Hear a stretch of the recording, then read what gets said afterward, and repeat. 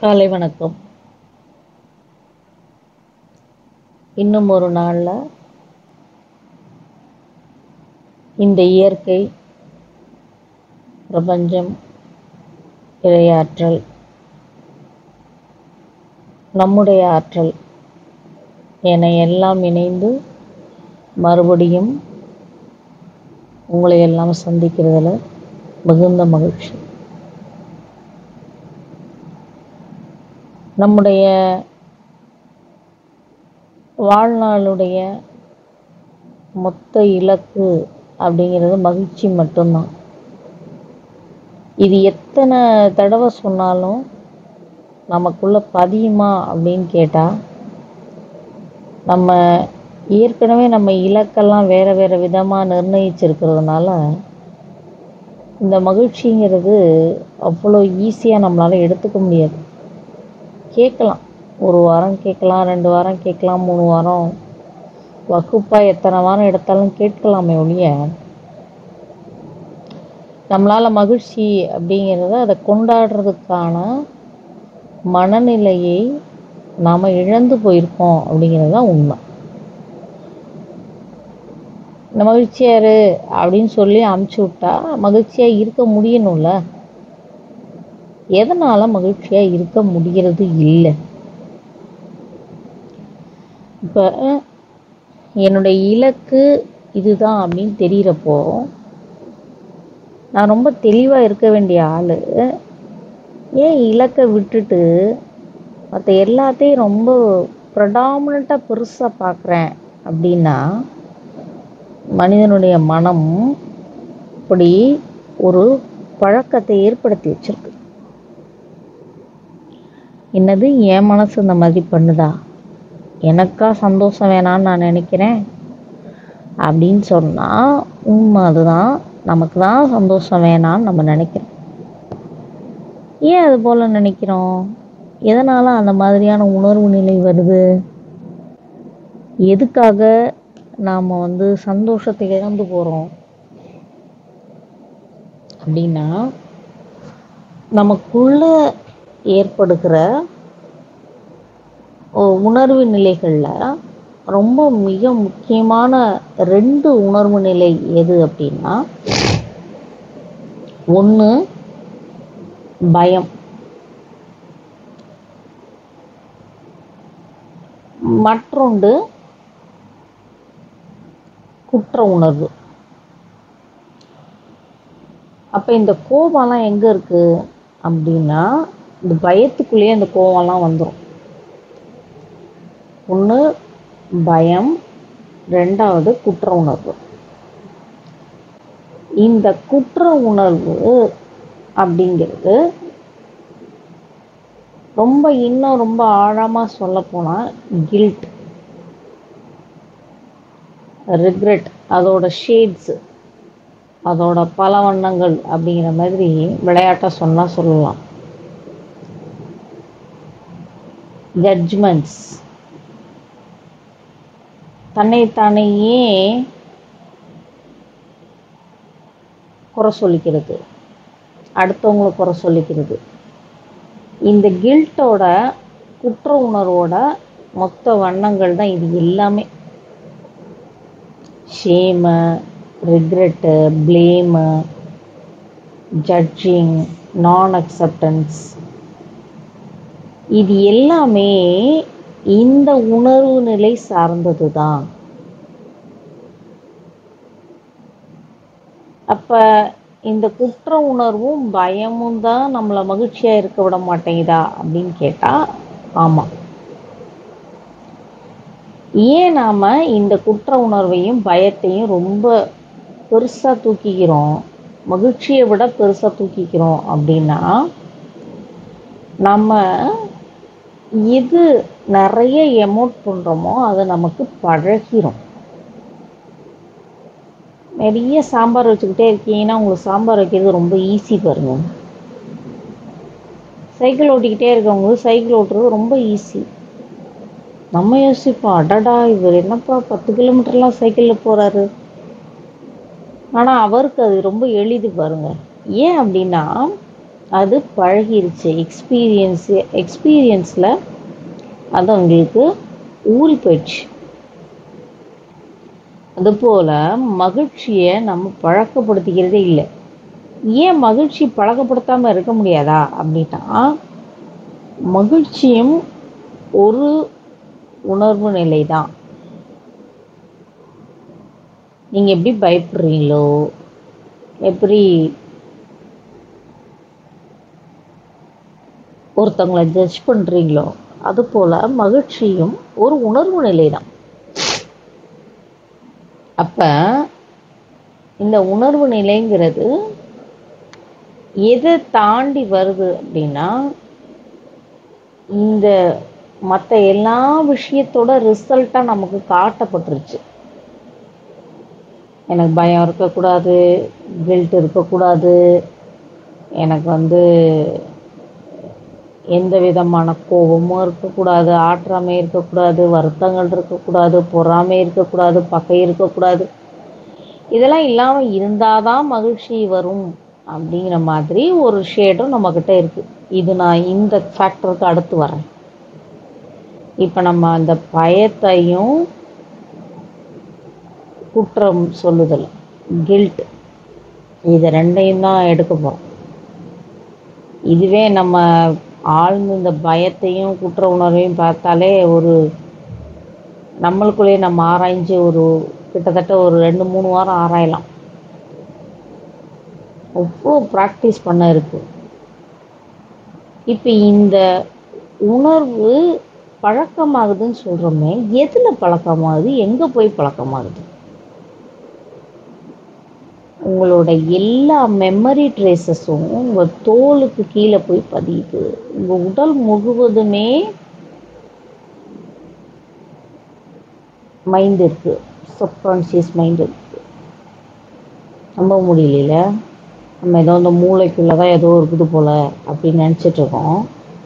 உண்மை என்ன அப்படின்னா, உடல் முழுவதுமே நமக்கு நினைவு தொகுதிகள் இருக்கிறது. இப்போ இந்த ட்ரேசஸ் தோலுக்கு கீழே போய் பதியுது.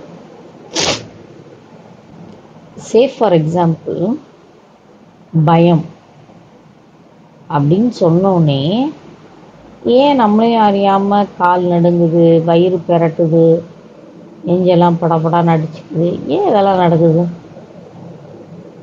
அது மைண்டால் தானே யோசிக்கணும். ஏன் உடம்பு இதுக்கெல்லாம் இவ்வளோ ரியாக்ட் பண்ணுது? ஏன்னா இந்த நினைவு தொகுதிகள் தான் பயம் அப்படின்னோடனே ரியாக்ட் பண்ணுது.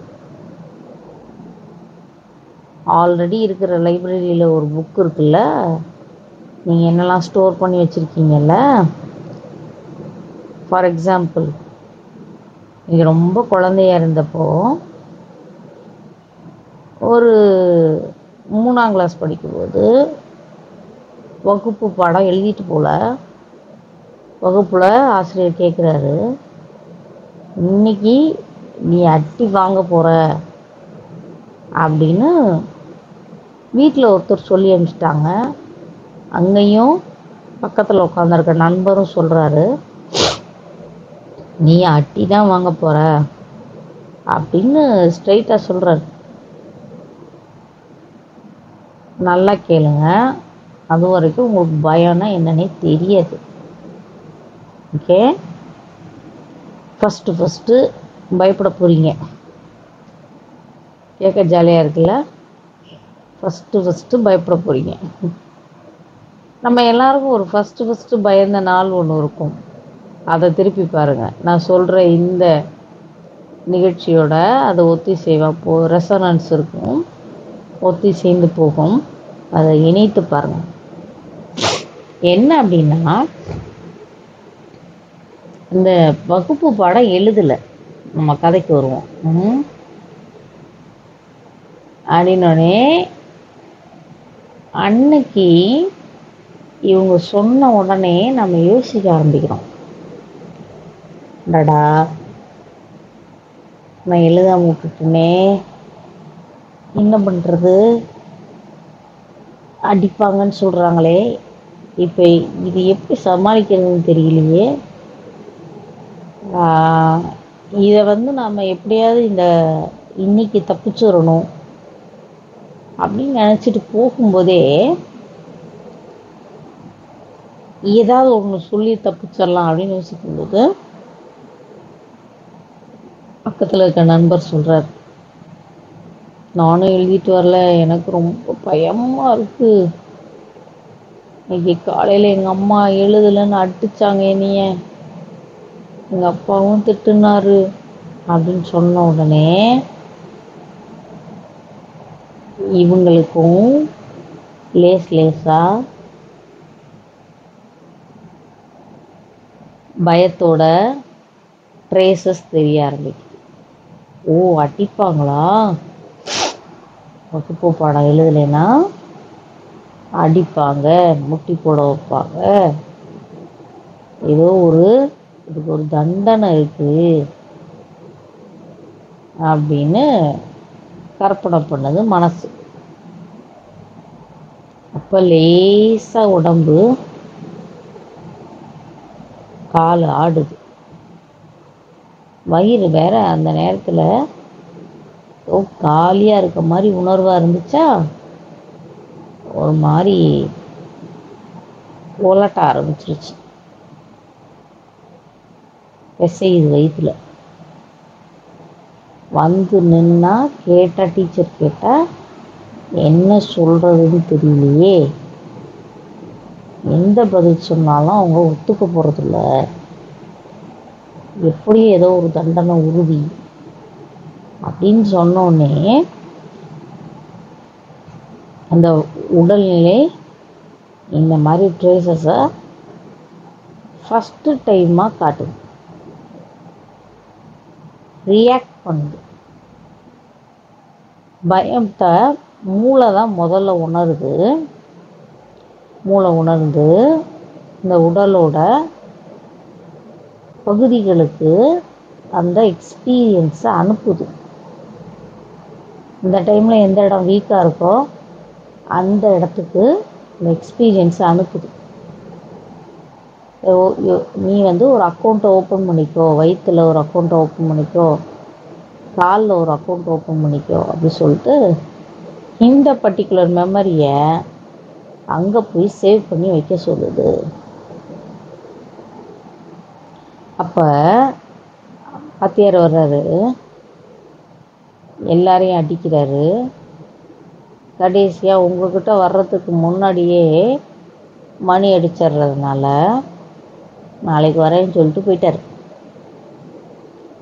ஆனால் அது வரைக்கும் எல்லாரையும் அடித்ததையும் எல்லாரையும் பேசினதையும் பார்த்து அடியே வாங்காத நீங்கள் பயம்னா என்னன்னு உடம்பு முழுவதுலேயும் உணர்ந்து அப்படியே ஒரு மாதிரி வெளுத்து போய் முதல் தடவை ஸ்டோர் ஆயிடுச்சு. இப்போது ஒரு 10 நாள் ஆகுது. இப்படிலாம் பயப்படக்கூடாதுன்னு இந்த குட்டி பையனை யோசிக்கிறான். பார்த்தா அங்கே ஒரு மாங்காய் தொங்குது. நண்பர்கள்லாம் சேர்ந்து மாங்காயை எடுக்கலான்னு பேசுகிறாங்க. இப்போது இவர் சொல்கிறாரு, இதை எடுத்தோம்னா நம்மளை யாராவது பிடிச்சா என்ன ஆகும், நம்மளை நம்ம அம்மா அப்பாட்ட கொண்டு போய் சொல்லிடுவாங்க நம்ம திருடணும்னு சொல்லி. வேணாம் அப்படின்னு சொன்னப்போ எல்லோரும் என்ன சொல்கிறாங்க, அதெல்லாம் ஒன்றும் இல்லைவா, இங்கேயே நம்ம இந்த மாங்காயை சாப்பிட்டுட்டு போயிடலாம், யாருக்கு தெரியாது, இந்த தோட்டத்துலேயும் ஆள் இல்லை, தோட்டத்துக்குள்ளே வீட்டுக்குள்ளேயும் யாரும் இல்லை, மாங்காய் எடுக்கலான்ட்டு நண்பர்கள்லாம் சேர்ந்து மாங்காயை எடுத்துட்டீங்க. எடுத்துட்டு திரும்பி பார்க்குறீங்க, தோட்டத்துக்காரர் நிற்கிறார். அப்படியே கை மேலேருந்து கால் வரைக்கும் ஒரு ஆட்டம் கொடுக்குது உடம்பு. முதல் நாள் பயம் இருந்துச்சுல்ல, அந்த பயத்தோடு சேர்த்து இது திரும்ப எங்கே போய் ஸ்டோர் ஆகுது, அழகாக திரும்ப வயிற்றுலையும் கால்லையும் போய் ஸ்டோர் ஆகிடுது. இன்னொரு விஷயம் என்ன பண்ணுது, இந்த முதல் நாளோட பயம் இருந்துச்சுல்ல, அந்த அக்கௌண்ட்டை அவங்க ஓப்பன் பண்ணி இதுதான் பயம் அப்படின்னோடனே அந்த வயிற்றையும் காலையிலேருந்து ஸ்ட்ரெயிட்டாக கொண்டு போய் காட்டுது. என்னடா இன்னைக்கு எனக்கு பயம்னோடனே உடனே வயிறு ஒரு மாதிரி பண்ணுதே அப்படின்னு நீங்கள் யோசிக்கிறீங்க. இது எதனால் நடக்குதுன்னா, அந்த மெமரி ஆல்ரெடி இந்த பயத்தை இப்படி ஸ்டோர் பண்ணி வச்சிருக்கு. பயம் அப்படின்னு தட்டினோடனே ரிசல்ட்டை தருது, கையில் பிரிண்ட் அவுட்டை கையில் கொடுக்குது. இப்படி தான் பயம் ஃபார்ம் ஆகுது. இப்போ மாங்காய் திங்கிற இடத்துல, மாங்காய் அடிக்க போன இடத்துல மாட்டிக்கிட்டீங்க, பயந்துட்டீங்க, பயங்கரமாக பயந்துட்டீங்க. எல்லாரும் ஓட ஆரம்பிச்சாங்க.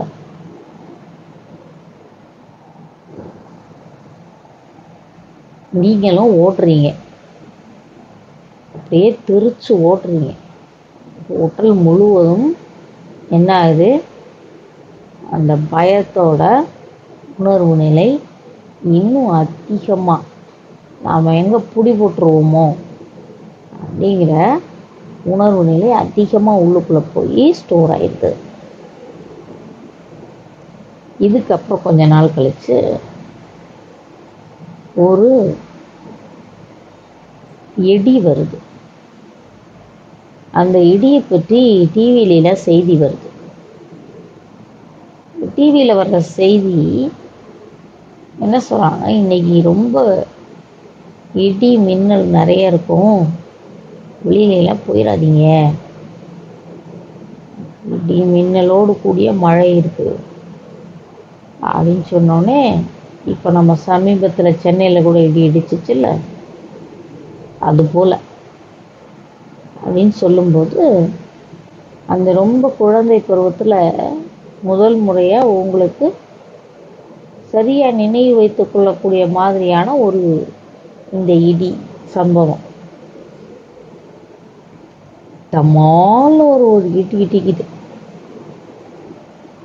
உடனே அப்படியே எது இதனால் என்ன நடக்க போகுதுங்கிற அறிதல் இல்லை, இது நம்ம மேலே விழுந்துட்டா என்ன ஆகுமோங்கிற ஆன்டிசிபேஷனில் ஒரு பயம் வருது.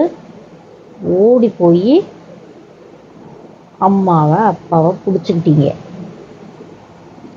அப்பையும் பயம் எங்கே இருக்குது, ஏற்கனவே பயம் இருந்த அதே வயிறு, அதே கால். உணர்ந்தது எங்கே உணர்ந்தீங்க, இந்த செய்தி உங்கள் மூளையை எட்டுனோடனே உங்கள் மூளை அதை உணர்ந்துட்டு டக்குன்னு சிக்னல்ஸை வயிறுக்கும் காலுக்கும் அனுப்பிடுச்சு. அப்போ உங்கள் அப்பா கேட்குறாரு, ஏன் உங்கள் கால்லாம் இவ்வளோ சில்லுன்னு ஆயிடுச்சு, இதனால் என்னப்பா ஆகும், இப்படி வெளியில் போனால் என்னப்பா ஆவாங்க, இடி மேலே விழுந்தால் என்னப்பா ஆகும் அப்படின்னு நிறைய தகவல்களை கேட்டு தெரிஞ்சுக்கிட்டாலும் நாம் பாதுகாப்பாக தான் இருக்கோம் அப்படிங்கிற உண்மையே தெரிந்தால் கூட விழுந்துருமோ அப்படிங்கிற ஒரு ஆன்டிசிபேஷன்லேயே அந்த பயம் ரொம்ப ட்ரிகர் ஆகுது. இது ஒரு பயம். இந்த மாதிரி பயம் ஸ்டோர் ஆகி ஆகி உங்களுக்கு பயம் அப்படின்னு சொன்ன உடனேயே இந்த விஷயம் ஸ்டோர்டான விஷயம் வெளியில் வர ஆரம்பிச்சு. நீங்களாம் பயப்பட தேவையில்ல, ஆல்ரெடி அங்கேயே அதுக்கு அக்கௌண்ட் ஓப்பன் பண்ணி நம்ம செலப்ரேட் பண்ணி வச்சுருக்கிறதுனால என்னாகும், அப்படியே நேராக உள்ளே போய் ஃப்ராக்ஷன் ஆஃப் செகண்டில் நம்ம கம்ப்யூட்டரு ரிசல்ட்டை டப்புன்னு தட்டி கையில் ரிசல்ட்டை கொடுத்துரும். பயமாக இந்தாவா அப்படின்னு சொல்லி ரிசல்ட்டை கொடுத்துரும். அப்போ இந்த மாதிரி இவ்வளோ ஸ்டாக்காக நம்ம ஸ்டோர்டு எமோஷன்ஸை இதே தான் ஒவ்வொன்றுக்குமே, பயம், குற்ற உணர்வு, கோபம், இயலாமை, குறை சொல்லுதல், பகை உணர்வு, எல்லா ரொம்ப ஸ்ட்ராங்கஸ்ட் எமோஷனையும் எடுத்துக்கோங்க. எல்லாத்துக்கும் இந்த மாதிரி தான் ஒவ்வொரு அக்கௌண்ட்டும் பாடியில் ஓப்பன் ஆகுது. ஆனால் மகிழ்ச்சியாக இருக்கிறதுக்கு எவ்வளோ நாள் மகிழ்ச்சியாக இருந்திருக்கோம், எவ்வளோ ஸ்ட்ராங்காக நம்ம எமோஷன்ஸ் மகிழ்ச்சிக்கு இந்த மாதிரி பாடியில் க்ரியேட் பண்ணியிருக்கோம் அப்படின்னு பார்த்தா அது நமக்கு ரொம்ப கம்மியாக இருக்கும். ஏன்னா இதுதான் மகிழ்ச்சி அப்படிங்கிற உணர்வு நிலை வர்றதுக்கு முன்னாடியே அதில் நம்ம தேவையில்லாமல் எதையாவது போட்டு குழப்பி மகிழ்ச்சிங்கிறத பாடி உணராமையே கூட சில சமயங்களில் இருக்கலாம். இப்போ மகிழ்ச்சிங்கிறத நாம் உணரணும். எதெல்லாம் மகிழ்ச்சி, எதெல்லாம் ஆனந்தம் அப்படிங்கிற நிர்ணயங்களுக்கு தாண்டி இது ஒரு ஹையஸ்ட் ஃபார்ம் ஆஃப் வைப்ரேஷன். நான் இப்போ இதை வைப்ரேட் பண்ண போகிறேன், நானே மகிழ்ச்சியாக இருக்க போகிறேன் அப்படிங்கிற முடிவு எடுக்கணும். இப்போது இந்த பயமும் குற்ற உணர்வும் இல்லாட்டி நம்ம மகிழ்ச்சியாக இருந்துட முடியுமா அப்படின்னா மிக முக்கியமான 2 காரணிகள் இதுதான். இன்னும் பல்வேறுபட்ட காரணங்களை விதவிதமாக நம்ம பார்த்தாலும் ரொம்ப குறிப்பாக இந்த 2 காரணத்தால் தான் நாம் மகிழ்ச்சியை இழந்து போகிறோம்.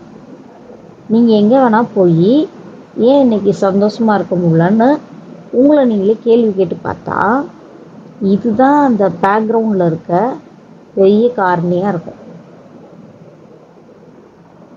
நான் சொல்கிறேன், நீங்கள் யோசிச்சு பாருங்களேன். யாரெல்லாம் யோசிக்கிறீங்களோ எல்லாருக்கும் தோன்ற விஷயம், நான் நேத்தியே மகிழ்ச்சியாக இருக்கல. ஒன்று அந்த இடத்துல ஒரு ஜட்ஜ்மெண்ட், செல்ஃப் ஜட்ஜ்மெண்ட்டோ இல்லை அடுத்தவங்களை ஜட்ஜ் பண்ணி அந்த கில்ட் இருந்திருக்கும், குற்ற உணர்வு இருந்திருக்கும். அப்படி இல்லை அப்படின்னா பயம் இருந்திருக்கும். பயத்தோட ஷேட்ஸ் என்னென்ன? பயத்துக்குள்ளே தான் கோபம் இருக்குது, பயத்துக்குள்ளே தான் இயலாமை இருக்குது, பயத்துக்குள்ளே பொறாமை, இந்த மாதிரி விஷயம்லாம் பயத்துக்குள்ளே தான் இருக்குது ஷேட்ஸாக. பயத்தை நம்ம எப்படி வேணால் காட்டுவோம்.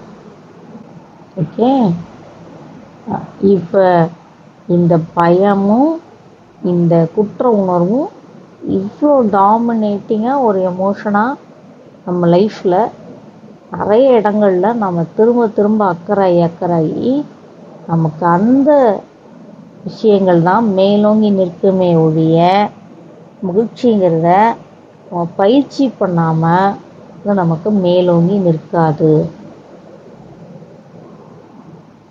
அப்போ இந்த ட்ரேசஸ் எப்படி எடுத்து விடலாம் அப்படின்னா, இந்த அக்கௌண்ட்லாம் ஸ்டோர் பண்ணியிருக்கோமே அதெல்லாம் எடுக்க முடியுமா பாடியிலேருந்துன்னா எடுத்துடலாம். ரொம்ப ஈஸி.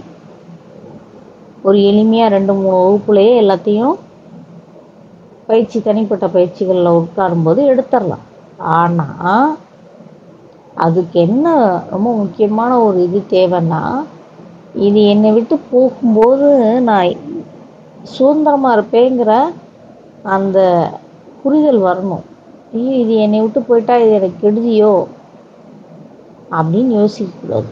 அப்படி யோசிக்கவும் மக்கள் இருக்கிறாங்க. என்ன மேம் இன்றைக்கி நான் ரொம்ப ஃப்ரீயாக இருக்கேன், இப்படிலாம் இருக்கலாமான்லாம் கேட்ட என்னுடைய நண்பர்கள் இருக்கிறாங்க. எனக்கு சிரிப்பு தான் வரும். நல்லா ரிலாக்ஸ்டாக இருக்கிறது ஒரு பெரிய குத்தமாங்க அப்படின்னு சொல்லி சிரிப்பேன் நான். அப்போ நாம் ரிலாக்ஸ்டாக இருக்க தெரியாமையே ஒரு வாழ்க்கையை வாழ்ந்துட்டுருக்கோம். அப்போது லேசான உணர்வோடும் ஒரு ஆனந்தமான மனநிலையோடும் வாழ்கிறத நம்ம பயிற்சியே பண்ணாமல் இருக்கோம். நம்முடைய பர்பஸ் ஆஃப் லைஃப் ஜாய் தான். நம்ம இங்கே வாழ வந்ததோடைய நோக்கமே கொண்டாட தான் வந்திருக்கோம், இது சிறப்பிக்க தான் வந்திருக்கோம், இல்லை ஜாலியாக இருக்க தான் வந்திருக்கோம், மகிழ்ச்சியாக இருக்க தான் வந்திருக்கோம். இதெல்லாம் கேட்கும்போதே உங்களுக்கு நிறைய பேருக்கு கோபம் வரும். என்ன சொல்கிறீங்க, என்னென்னமோ எல்லாரும் பர்பஸ் சொல்லிகிட்டு இருக்காங்க, நீங்கள் ஒரு பர்பஸ் சொல்லிகிட்டு இருக்கீங்க. முதல்ல இதை செலிப்ரேட் பண்ணுங்கள், மற்ற எல்லா விஷயமும் ஆட்டோமேட்டிக்காக நடக்கும். நாம் இங்கே எப்படி குறை சொல்லி பழகியிருக்கோம் நம்மளை நம்மளே அப்படின்னா, இதுக்கெல்லாம் எனக்கு இப்போ தகுதி இல்லை, நான் என்ன சாதிச்சிட்டேன், என்ன கிழிச்சிட்டேன்னு என்னை நீங்கள் சந்தோஷமாக இருக்க சொல்கிறீங்க அப்படின்னு சொல்லி இந்த மாதிரியான ரொம்ப ரீசன்ஸை சொல்லி சொல்லி சொல்லி நம்மளுடைய இயல்பான நிலை அதை விட்டு விலகி போயிட்டோம். இது ரொம்ப பேசிக்கான கட்டமைப்பு. மகிழ்ச்சியாக இருக்க வேண்டியது, லேசாக இருக்க வேண்டியது. ஏன் நம்ம அதை இழந்து போயிட்டோம் அப்படின்னா, அதை நம்ம பில்ட் பண்ணவே இல்லை, கட்டவே இல்லை, அதை நம்ம பராமரிக்கலை. அதை நம்ம எப்படி ஒரு ஒரு ஒரு குழந்தைய வளர்க்கும்போது எல்லா விஷயத்தையும் சொல்லி வளர்க்குறோம். அப்படி இரு, இப்படி இரு, பெற்றோருக்கு மரியாதை கூட, அதை பண்ணு, இதை பண்ணு, எல்லாமே கரெக்டு தான். நான் எதையும் சரி தவறுக்கு சொல்ல வரல. மகிழ்ச்சியாக இரு, எப்பயுமே மகிழ்ச்சியாக இரு அப்படின்னு குழந்தைகிட்ட சொல்கிறோமான்னு பாருங்கள். கட்டமைப்பு அதுதான் இந்த ஸ்ட்ராங்கஸ்ட் எமோஷ்னல் இன்டெலிஜென்ஸை பில்ட் பண்ணுறது. இந்த எமோஷன்ஸால் என்ன நடக்குது அப்படிங்கிற உணர்வு நிலையை நாம் குழந்தைகளுக்கு கொடுக்கணும். அதை தான் நம்ம நெக்ஸ்ட் வீக்கில் நம்ம சிறப்பு தினமாக செய்யும்போது நம்ம பேச போகிறோம். இப்போது இந்த கட்டமைப்பு நம்ம இழந்துட்டோம், குழந்தைங்கள்ட்ட இருந்து கொடுக்கறதுலேருந்தே இழந்து போயிருக்கோங்கிறதுனால நம்ம நல்லா வளர்ந்து நம்ம வேலைகளெல்லாம் பார்த்துட்ருக்கும்போது இந்த மாதிரி ஒரு கருத்து, இந்த மாதிரி ஒரு பாடம் நம்மளை க்ராஸ் பண்ணி லைஃப்பில் வருது அப்படின்னா, இது ஒரு வாய்ப்பு, ஒரு மகிழ்ச்சியான வாய்ப்பை எடுத்துக்கிட்டு இதை நான் கண்டிப்பாக உறுதியாக என்ன பண்ண போகிறேன், பயிற்சி செய்ய போகிறேன். பயம் எப்படி ட்ரேசஸாக உள்ளே வந்துச்சோ அதுபோல் மகிழ்ச்சி ட்ரேசஸாக உள்ளே கொண்டு போக பழக்குங்க. கடல் அலையில் போய் விளையாண்டா அவ்வளோ ஆனந்தமாக இருக்குது அப்படின்னா அதில் போய் விளையாடுங்க. அந்த ஆனந்தத்தை முதல்ல பயிற்றுவிச்சுக்கோங்க. அதுக்கப்புறமா கடல் அலை இல்லாமையே ஆனந்தமாக தான் இருப்போம், மகிழ்ச்சியாக தான் இருப்போம். ஏன்னா நமக்கு இப்போ ஏதாவது ஒரு ஃபேக்டர் தேவைப்படுது. ஏன் மைண்டு ஒரு காரணி கேட்டு கேட்டு பழகிடுச்சு. ஒரு காரணம் சொல்லி சொல்லி சூப்பராக அது பழகியிருக்குது. அதனால் என்ன விஷயத்தை செஞ்சால் நாம் இந்த பயத்திலிருந்தும் குற்ற உணர்வுலேருந்தும் வெளியில் வந்துட்டு இதனால் ரொம்ப ஒரு அடித்தளமான சரியான நேர்த்தியான ஒரு கட்டமைப்பை உங்கள் வாழ்க்கைக்கு நீங்கள் அமைச்சு கொள்ள முடியும் மகிழ்ச்சியை வச்சு அப்படிங்கிறத இன்னும் புரிதலோடு பார்க்கணும். உங்களுக்கு நிறைய இந்த மகிழ்ச்சின்னு திரும்ப திரும்ப சொல்லும்போது மட்டும் மகிழ்ச்சி வந்துடாது. இதுக்கு எதெல்லாம் பேரியராக இருக்கோ, தடையாக இருக்கோ, எல்லாத்தையும் நம்ம விலக்கி விடணும். அப்படிங்கிறதுனால தான் இந்த ஒரு விஷயத்தை ரொம்ப தெளிவாக உங்களுக்கு இது பண்ணும்போது ரொம்ப ஆழமாக இந்த பயத்தை பற்றிலாம் சொல்லி புரிய வைக்கிறோம். இதே மாதிரி கில்ட்டும் அந்த மாதிரி தான் ஃபஸ்ட்டு ஃபியூ டேஸில் ஃபார்ம் ஆகிருக்கும். குற்ற உணர்வு முதல்ல பயத்தை விட குற்ற உணர்வு தான் முதல்ல தோன்ற உணர்வு நிலைன்னு கூட சொல்லலாம். இப்போ இந்த குற்ற உணர்வும் பயமும் வெளியில் போயிட்டாலே நம்ம 95% மேலே நம்ம ரிலீஸ் ஆயிடுவோம், ஜாலியாகிடுவோம். உங்களுக்கே தெரியாமல் நீங்கள் ஜாலியாகிடுவீங்க. இதுதான் அதோட பெரிய பேரியராக இருக்குது. அப்போ இந்த விஷயங்களெல்லாம் உணர்வு நிலையில் ஒவ்வொரு உணர்வையும் ஒரு பயம் அப்படின்னா அதை எப்படி கையாளணும், கோவம் அப்படின்னா அதை எப்படி கையாளணும், இந்த குற்ற உணர்வு அதை எப்படி கையாளணும், ஷேம் அசிங்கப்படுற தன்மை, அது அசிங்கப்படுத்திக்க அந்த ஷேம்ங்கிறதுக்கு அசிங்கப்பட்டு கொள்ளுதல் அப்படி சொல்லிக்கலாம். அப்புறம் அதுக்கு சரியான வார்த்தை எனக்கு தெரில, ப்ளேம் பழி போடுதல். இதெல்லாம் தான் ரொம்ப பேசிக்கான எமோஷன்ஸு. இந்த எமோஷன்ஸில் இருந்து தான் ரொம்ப ஸ்ட்ராங்காக நம்ம வளர வளர வளர டிப்ரெஷனு, ஸ்ட்ரெஸ்ஸு, ஆங்ஸைட்டி இந்த மாதிரி டிசைனாக வார்த்தைகள் சொல்லி பெரிய பெரிய லெவலில் உணர்ச்சிகளை வச்சு கட்டமைத்து வாழ்க்கையை என்ன பண்ணிக்கிறோம், பில்ட் பண்ணி வச்சுக்கிறோம். இந்த கேம் பிளேயை நம்ம எதை வச்சு பண்ண ஆரம்பிச்சிட்டோம், உணர்வு நிலையை வச்சு பண்ண ஆரம்பிச்சிட்டோம், ரொம்ப ஸ்ட்ராங்காக உணர்ச்சிகளை வச்சு பண்ண ஆரம்பிச்சிட்டோம். அப்போ மகிழ்ச்சியும் லேசான உணர்வையும் கொண்டாடவும் அதை நம்ம வாழ்க்கையில் இங்கே பயிற்சி பண்ணவும் மறந்து போயிட்டோம். அப்போ ஒன்று ஒன்றா பார்க்கலாம் எப்படி நம்ம இதெல்லாம் விட்டு வெளியில் ரிலீஸ் ஆகிறது அப்படிங்கிறத. இந்த ஒரு சரியான பார்வை, எனக்கு வாழ்க்கைக்கு ஏன் மகிழ்ச்சி தேவை அப்படிங்கிற பார்வை உங்கள் ஒவ்வொருத்தருக்குள்ளேயும் தனிப்பட்ட விதத்துலேயும் தோணணும். இப்போ ஒரு விஷயத்துக்கு நீங்கள் ரொம்ப அதிகப்படியாக கவலைப்படுறீங்க அப்படின்னா, என்னோடய வாழ்க்கையோட பர்பஸே மகிழ்ச்சியாக இருக்கிறது தான். இப்போ இதை கவலைப்பட்டு எனக்கு என்ன ஆக போகுது, கவலைப்படுறதுனால எதையாவது மாற்ற முடியும்னா நான் மாற்றிடலாம், மாற்றலாம் ஒன்றும் முடியலை, கவலைப்பட்டுக்கிட்டே இருக்க போகிறேன் அப்படின்னா அந்த இடத்துல உங்களை ஸ்டாப் பண்ண வச்சு இந்த அவேர்னஸ் அப்பப்போ உங்களை திரும்ப எடுத்துகிட்டு வரணும். விடு, இதெல்லாம் விட்டுட்டு நான் மகிழ்ச்சியாக இருக்க போகிறேன், நான் ஹாப்பியாக தான் இருக்க போகிறேன், ஐ சூஸ் ஹாப்பினஸ். இப்போ நான் பயிற்சி பண்ண போகிறேன் அப்படிங்கிறத நீங்கள் உங்களுக்கு நீங்களே டிக்ளேர் பண்ணிக்கிட்டீங்க அப்படின்னா ஆட்டோமேட்டிக்காக என்ன பண்ண ஆரம்பிப்பீங்க, உங்களுடைய நிறைய உணர்வு நிலைகளை ஈஸியாக நீங்களே கட்டுப்படுத்த ஆரம்பிப்பீங்க. கட்டுப்படுத்துறதுங்கிறத விட யூ ட்ரெயின் தம், பயிற்சி கொடுப்பீங்க அதுக்கு.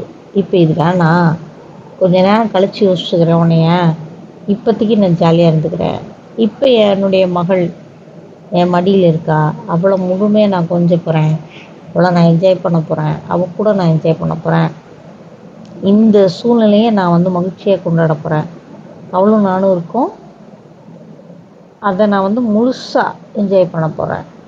ஏன்னா பிள்ளைகிட்ட சிரிச்சுட்டு போவோம், நான் உண்மையாக சிரிச்சிட்டு இருக்க மாட்டோம். ஏன்னா பேக்ரவுண்டில் என்ன இருக்கும், குற்ற உணர்வும் பயமும் இருக்கும், கவலையும் இருக்கும். அப்போ இந்த ட்ரேசஸ் இருக்குல்ல, இந்த பயமும் குற்ற உணர்வும் எல்லா ட்ரேசஸையும் எல்லா ஷேட்ஸையும் கொண்டு வந்து நம்மள என்ன பண்ணும், அந்த டிம் பண்ண வச்சிருது, அந்த ஹாப்பினஸ்ஸை குறைய வச்சிருது. அதனால் இந்த உணர்வு நிலையில் எப்படி கையாளுறதுங்கிறத வர்ற வாரங்களில் ஒவ்வொன்றா பார்க்கலாம். இப்போ வர்ற வாரத்தில் நம்ம குழந்தைகள் தினத்தை சிறப்பிக்க போகிறோம் இல்லையா, அந்த அந்த ரிலேட்டட் விஷயங்கள் சிலதை பேசிட்டு அதுக்கப்புறமா நம்ம அதுக்கு அடுத்த வாரத்துலேருந்து உணர்வு நிலைகளை எப்படி கையாளலாம், ஏன் இந்த உணர்வு நிலைகள் ரொம்ப முக்கியம் அப்படிங்கிறத இன்றைக்கி பார்த்தது போல் ஒரு கண்ணோட்டமும் இருக்குது. அந்த கண்ணோட்டத்துலேயும் பார்த்துட்டு நாம் பார்க்க போகிறோம். இப்போ மகிழ்ச்சி தான் எல்லையற்ற நம்முடைய இந்த வாழ்க்கைக்கான மிகப்பெரிய நோக்கம் அப்படிங்கிறத திரும்ப திரும்ப உங்களுக்குள்ளேயே நான் இன்றைக்கி மகிழ்ச்சியாக இருக்கிறதா முடிவு பண்ணியிருக்கேன். இது conscious decision. Happiness is a conscious decision. In each and every second you have to take. Choose to be happy. தெரிந்தெடுத்துக்கோங்க. ஐ சூஸ், நான் இந்த ஹாப்பினஸை இப்போ சூஸ் பண்ணுறேன் அப்படின்னு சொல்லி செய்யுங்க. அப்போது அது ஆட்டோமேட்டிக்காக என்ன ஆகும், பயிற்சிக்கு அது வரும். ஒரு நாளைக்கு குறைந்தபட்சம் 2 முதல் 4 தடவைகளாவது நினைவுக்கு நாம் பேசுகிற இந்த ஷேர் பண்ணிக்கிற இந்த விஷயங்கள் இன்னைக்கு கான்ஷியஸாக நீங்கள் விழிப்புணர்வு நிலையோட இப்போ நான் ஹாப்பியாக இருக்க போகிறேன் அப்படின்னு சொன்னீங்கன்னா கூட உங்களுடைய மாற்றம் வாழ்க்கையில் ஷிஃப்ட் ஆரம்பிச்சிடும். எல்லாருக்கும் ஆனந்தமான இனிய இந்த நாள் முழுவதுக்குமான ஒரு விழிப்புணர்வு தொடர வாழ்த்துகிறேன். நன்றிகள்.